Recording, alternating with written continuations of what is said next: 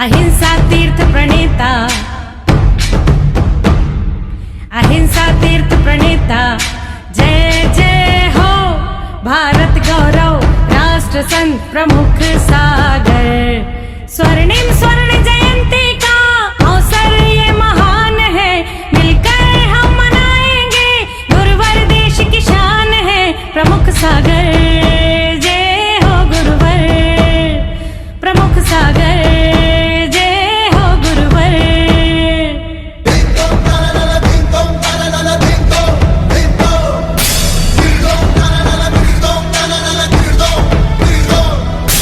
अर्धशतक जो पूरा हुआ। इस कार्यक्रम के पुण्यार्चक हैं श्री दिगंबर जैन पंचायत, गुवाहाटी, असम।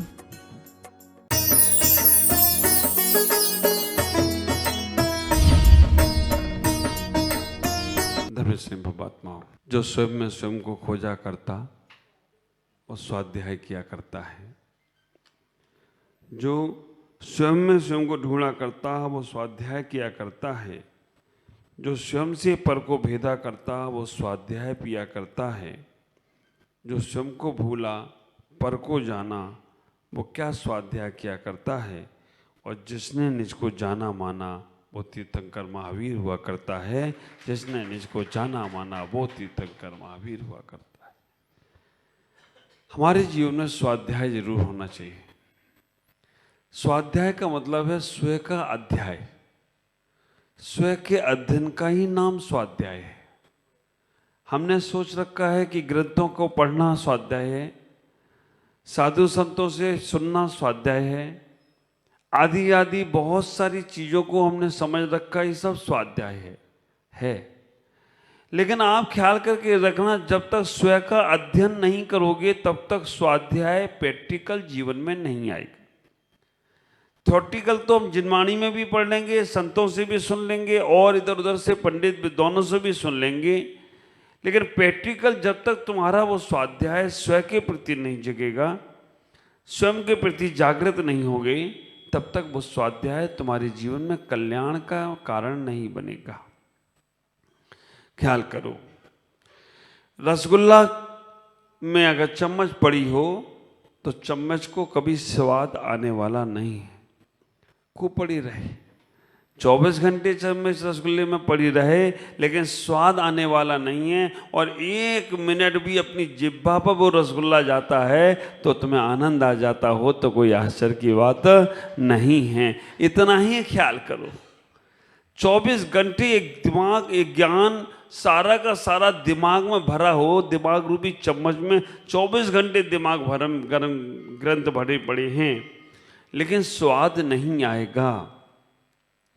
और जैसे ही आपने 1% भी उस ज्ञान को अपने जीवन में उतारने का प्रयास किया तो आप जैसा आनंद और किसी को प्राप्त नहीं। वो स्वाध्याय के माध्यम से हमारे जीव, संसार का जीव परमात्मा बन गया। स्वाध्याय करने के माध्यम से वो जीव ने अपने आत्म कल्याण के द्वार खोल लिए। देव, शास्त्र, गुरु, शास्त्र को बीच में रखा है। सम्यक दर्शन, सम्यक ज्ञान, सम्यक चारित्र, सम्यक ज्ञान को बीच में रखा है। और आपको मालूम होना चाहिए बीच में रखने का औचित्य क्या है। देव, शास्त्र, गुरु, शास्त्र को बीच में रखा है, सम्यक ज्ञान को भी बीच में रखा है, और इसको आचार्यों ने कहा है देहरी दीपक। देहरी दीपक का मतलब होता है, पहले गांव में लाइटें नहीं होती थी, शहरों में भी नहीं होती थी, लेकिन जब लाइट नहीं होती थी और वहां पर दीपक जलाना पड़ता था तो एक दीपक ऐसा जलाते थे वो लोग, देहरी दीपक बोलते थे। घर के अंदर भी प्रकाश करता था और घर के बाहर भी प्रकाश करता था। कैसे? हाँ, चौखट पे लगाते थे। देहरी, चौखट मतलब देहरी। अब आप तो तुम्हारे घर में देहरी खत्म हो गई। हाँ, महिलाओं के घूंघट खत्म हो गए, तुम्हारे घर की चौखटें खत्म हो गई, मर्यादाएं खत्म। पहले तो कहते थे कि चौखट से कदम नहीं निकालना, मर्यादा में ही बाहर जाना। अब चौखट ही नहीं है, मैदान सपासट। पहले कहते थे कि मर्यादाओं को धूल खत्म नहीं करना, लेकिन अब तो मैदान सपासट। ऐसा नहीं है महिलाओं ने ही और घर की चौखटों ने ही मर्यादा खत्म करी है, पुरुषों ने भी खत्म कर दी। पहले हर पुरुष को एक चोटी होती थी, हाँ, छोटी और बड़ी लंबी होती थी, और छोटी होती थी वो एंटीना था इनका। आप ख्याल करो, जो बुद्धिमान व्यक्ति होते हैं उनकी चोटी रहती है। चाणक्य को देखो आप, क्या लंबी सी चोटी रखते थे। ये एंटीना होता था, और एंटीना रहता था तो हमें बुद्धि अच्छी रहती थी। लेकिन हमारा भी मैदान साफ सपासट कर दिया। कई बार तो आश्चर्य मुझे ये होता है कि बढ़ाने वाली चीज कटा दी और कटाने वाली चीज बढ़ा ली। क्या है ऐसा? नाखून महिलाओं के देखना, बच्चियों को देखना, नाखून काटने वाले हैं वो तो बड़े बड़े कर लिए। मैंने पूछा कि नाखून बड़े बड़े क्यों कर लिए? कि महाराज कभी कोई तकलीफ आए तो ये हमारे शस्त्र का काम तो कर सकें कम से कम। मैंने सही बात है, बड़े नाखून देख के तकलीफ आने ही वाली है, और तकलीफ आएगी तो भी काम में आएंगी, क्योंकि बड़े बड़े नाखून फैशन शो करोगे तो फिर तो तकलीफ आने ही वाली है। बढ़ाने वाले नाखूनों को तो, कटाने वाले नाखूनों को तो बढ़ा लिया, और बढ़ाने वाले बालों को तुमने कटा दिया। और कई बार तो ये आश्चर्य लगता है कि महिलाएं तो बाल कटाने लग गई, बॉब कट, साधना कट, पता नहीं कौन कौन सा कट हो गया है। हाँ? हमारे जमाने में तो 2 रुपए दो, पूरा जैसे चाहो वैसे। आजकल 2 रुपए में तुम्हारा नाई देख है नहीं। एक बार में कितने खर्च होते होंगे?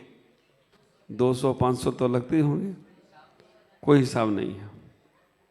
बताओ, और मेरे पास आ जाओ, फ्री फंड पे पूरा मैदान साफ कर दूं तो कोई आश्चर्य की बात नहीं, कुछ नहीं लगेगा। और ऐसा कि आपका साधना भी हो जाए, पुण्य भी बढ़ जाए और मैदान भी साफ, कोई। और वास्तव में कई बार हम लोग जब केसलोज कर लेते हैं, अभी जब केसलोज नहीं हुआ होता है तब तो लोगों को लगता है कि महाराज का कैसा है वो, और केसलोज होने के बाद बिल्कुल ही बदल जाते हैं। कई बार तो हमसे लोग पूछते हैं कि महाराज जी प्रमुख सागर जी कहाँ हैं? केसलोज के एक दिन पहले देखते हैं और केसलोज के एक दिन बाद कहते महाराज जी आप बहुत छोटे से लगने लगे हो। ख्याल करो, जीवन में इतना ही विचार करने के प्रयास करना कि जो चोटी रहती थी वो हमारी विद्वत्ता की निशानी थी, हमारे संस्कार की निशानी थी, हमारे जीवन में उन संकल्पों की निशानी थी। हमने चोटी कटा दी, हमारे पास कैसे ज्ञान आएगा? इतना ही विचार करो। आप ख्याल करो, उच्चारण और आचरण में क्या अंतर है?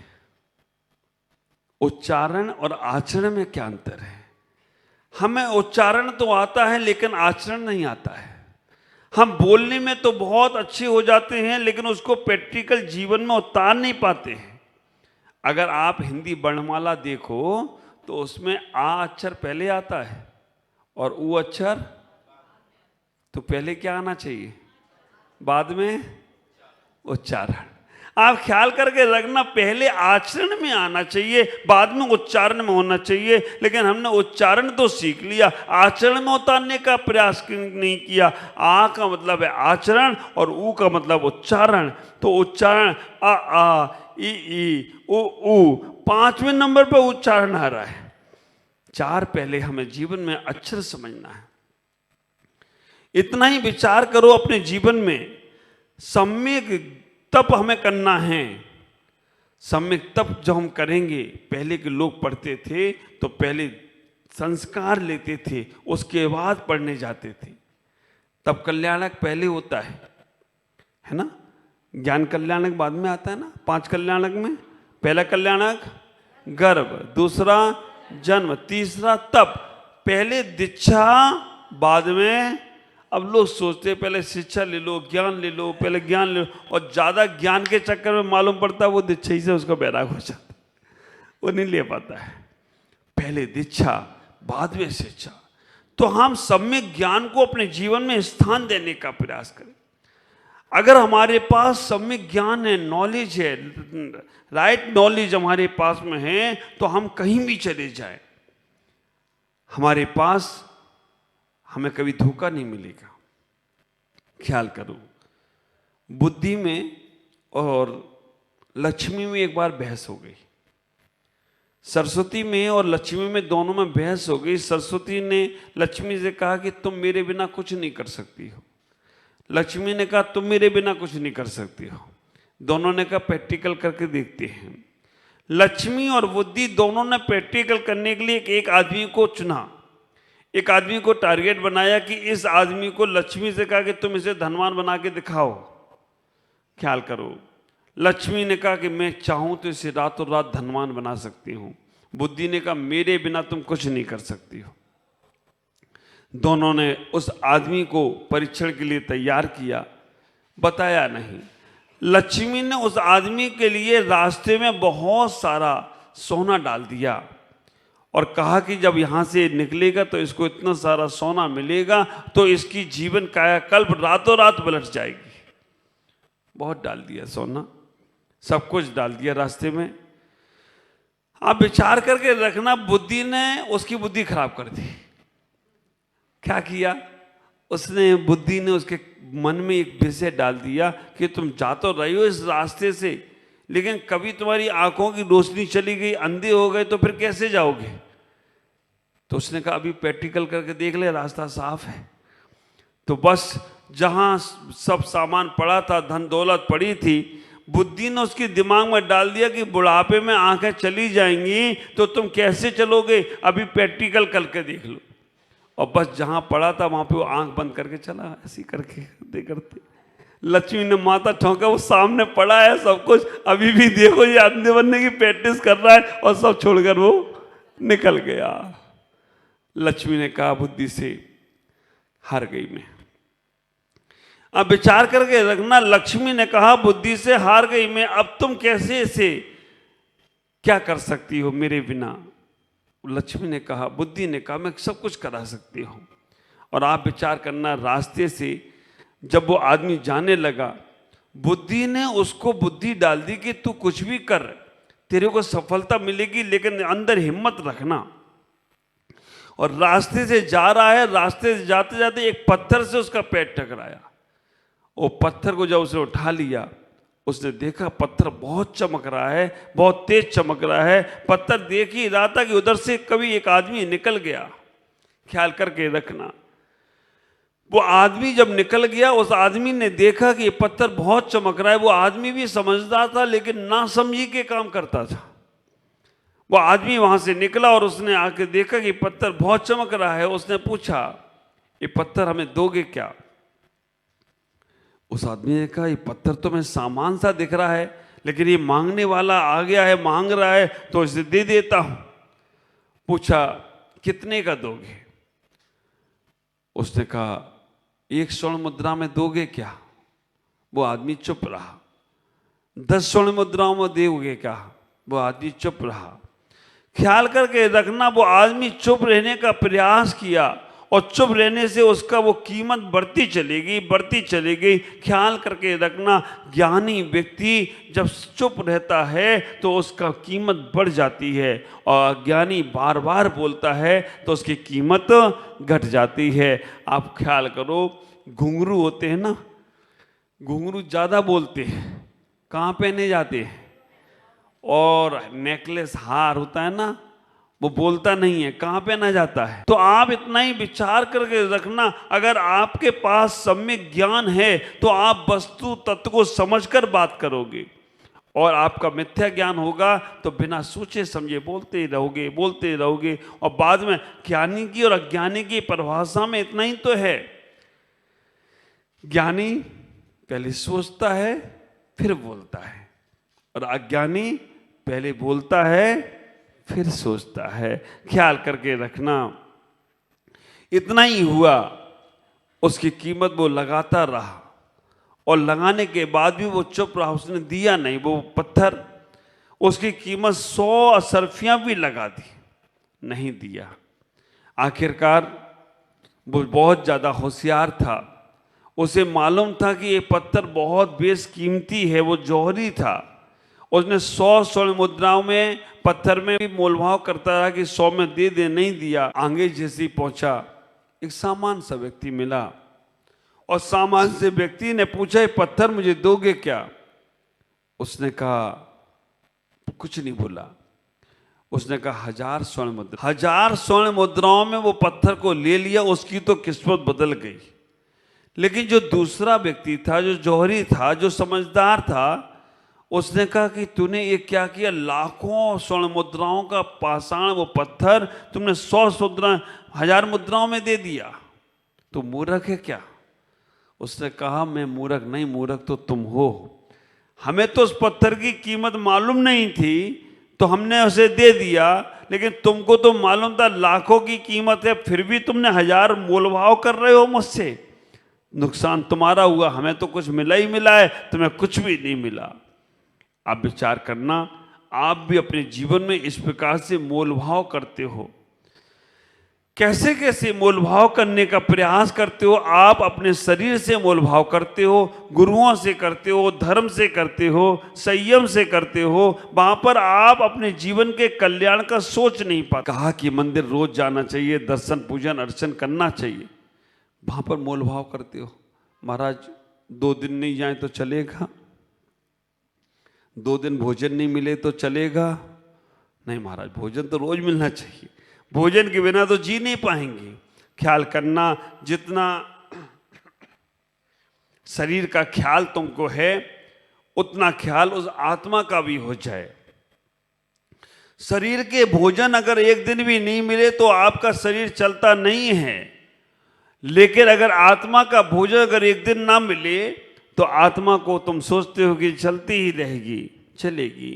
अभी हमारा नीति वाक्य में बहुत अच्छा एक प्रसंग आया, विचार करके रखना। नीति वाक्य के अंदर इतना ही आया कि अगर तुम्हारे पास कुबेर जैसा भी खजाना है और कुबेर जैसा खजाना होने के बाद भी तुम्हारे पास ज़्यादा कमाई नहीं है तो कुबेर जैसा खजाना भी खर्च हो जाएगा।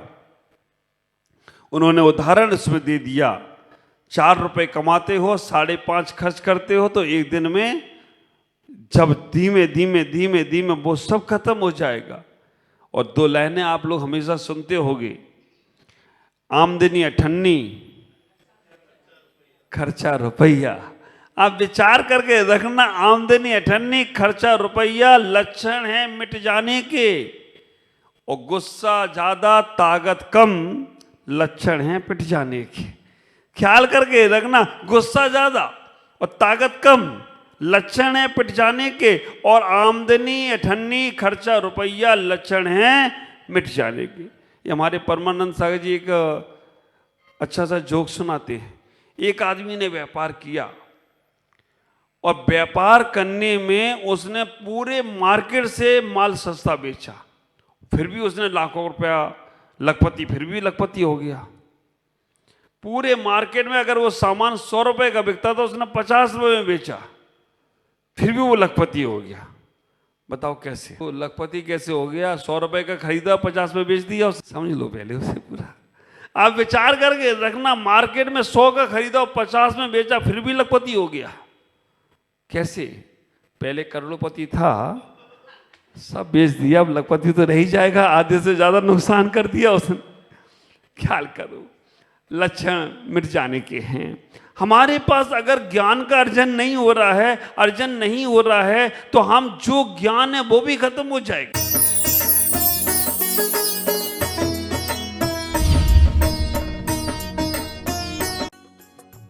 इस कार्यक्रम के पुण्यार्चक थे श्री दिगंबर जैन पंचायत, गुवाहाटी, असम।